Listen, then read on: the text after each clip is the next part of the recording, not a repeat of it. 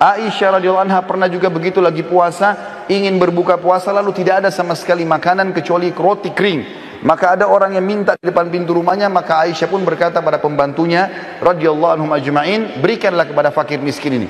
Pada saat diberikan, pembantu itu mengatakan, apa yang akan kita makan? Buka puasa tidak ada makanan.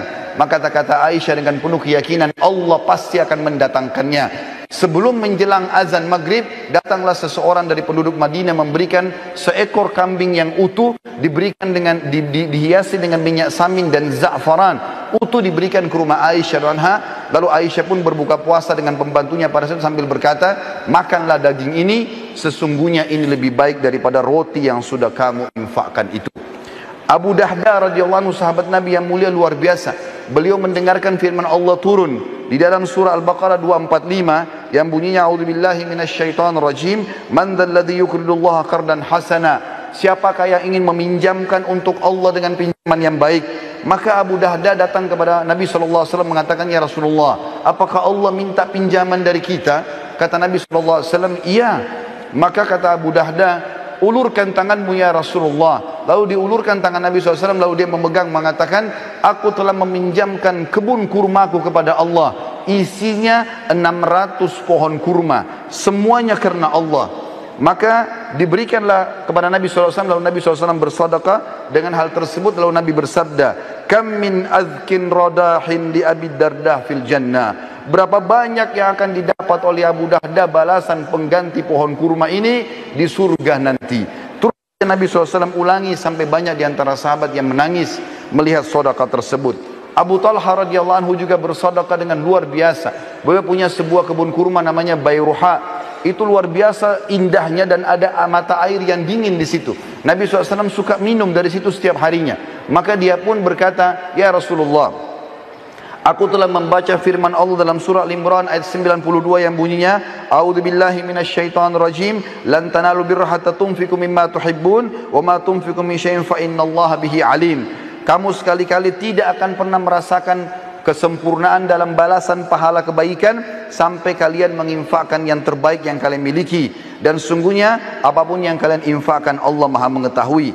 Maka dia pun berkata, sesungguhnya harta yang paling aku cintai adalah perkebunan kurma Bayruha, dan aku ingin menginfakkannya di jalan Allah. Maka Nabi SAW mengatakan, bakhin dzalika malur ribh, dzalika malur rabih, wa qad sami'tu ma qultu wa inni ara an taj'alha fil aqrabin. Faqala Abu Talha, af'al dzalika ya Rasulullah. Artinya, sungguh keberuntungan kau hai Abu Talha, sungguh keberuntungan, hartamu ini menguntungkan sekali, dan aku telah mendengar kau menginfakkan di jalan Allah, dan aku memerintahkan kamu untuk memberikan kepada sanak kerabatmu terdekat. Abu Talha pun mengatakan iya. Sebagai penutup teman-teman, saya minta waktu sekitar 2-3 menit. Saya akan menyampaikan beberapa kisah berhubungan dengan pentingnya sedekah, dan ternyata dia bisa menyembuhkan banyak penyakit. Di antaranya disebutkan bahwasanya, atau beranjak daripada hadis Nabi SAW, dengarlah saudaraku seiman yang masih punya penyakit kronis, yang sudah bertahun-tahun tidak sembuh penyakitnya, yang punya masalah tidak selesai-selesai, ribut dalam rumah tangga, anaknya sakit, pekerjaannya tidak berkembang, apa saja. Sabda Nabi SAW yang masyhur dalam hadis sahih riwayat Al-Baihaqi, dawu mardakum bis sadaqah wa hassinu amwalakum biz zakah wa iddu lil bala'i du'a. Obatilah orang-orang yang sakit di antara kalian dengan sedekah, bentengilah harta kalian dengan zakat, dan siapkanlah untuk menghadapi musibah dengan doa-doa.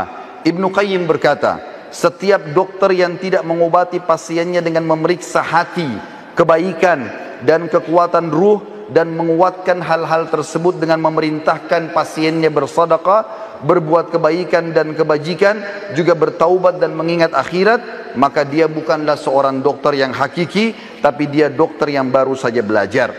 Disebutkan dalam sebuah kisah bahwasanya seseorang datang kepada Abdullah bin Mubarak. Dia mengatakan, hai Abdullah bin Mubarak, seorang ulama tabi'in, lututku telah mengeluarkan nanas selama 7 tahun. Aku sudah coba berobat di sana sini tapi tidak pernah sembuh. Maka Abdullah bin Mubarak mengatakan, keluarkan harta terbaikmu, lalu alirkanlah air untuk muslimin, gali sumur, maka aku berharap dengan itu Allah menyembuhkan penyakitmu. Orang itu pun melakukan, maka sembuhlah lukanya seketika pada saat itu.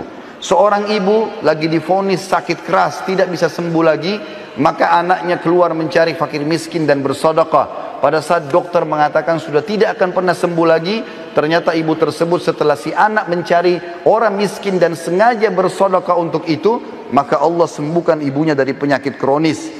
Allah subhanahu wa ta'ala juga dalam kisah yang lain mengangkat penyakit kanker dari seorang laki-laki yang sudah divonis tidak akan pernah bisa meninggal, tidak akan bisa hidup lagi. Dari Saudi dia berangkat ke Eropa untuk membiayai kankernya, dan ini ada beberapa organ tubuh yang harus dirusak dan diangkat.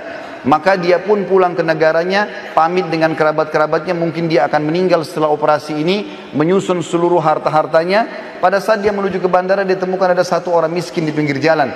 Lalu dia pun memberikan harta yang terbaiknya pada saat itu. Setelah dia tanya, ternyata ada seorang ibu yang mengumpulkan tulang-tulang bekas makanan orang di pinggir jalan. Ditanya, kenapa anda kumpulkan tulang-tulang ini ibu? Dia mengatakan, karena saya ingin memasak buat anak saya yang sudah berapa hari tidak makan. Maka dia pun memberikan harta terbaiknya sekitar 5.000 real pada saat itu. Lalu dia pergi berangkat ke Eropa dengan tidak berpikir kalau sedekah itu bisa membantunya. Begitu tiba di rumah sakit, maka dokter semuanya mengatakan, kamu sudah berobat kemana? Kenapa tiba-tiba kankermu sudah tidak ada? Apa kau permainkan kami? Kata dia, sama sekali saya tidak pernah berobat ke dokter, tidak berobat ke rumah sakit, tapi saya sudah mengeluarkan sedekah di jalan Allah. Maka dokter-dokter tersebut pun mengatakan, sungguh ajaran agamamu benar. Lalu mereka akhirnya masuk Islam justru karena sembuh atau orang ini sembuh dari penyakit kanker.